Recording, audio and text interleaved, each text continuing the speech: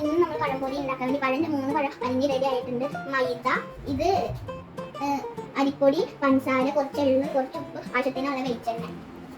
ഇതെല്ലാം മൈദയ്ക്ക് ഇടാം.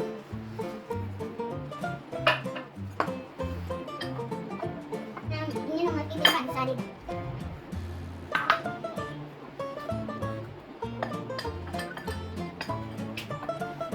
ഇനി നമുക്ക് ഇതിൽ ഉപ്പിടാം.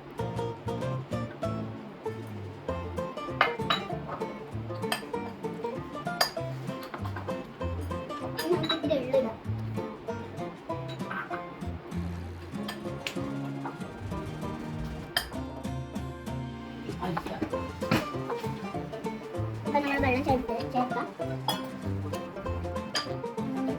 ചേർത്തിട്ടുണ്ട് നമ്മൾ.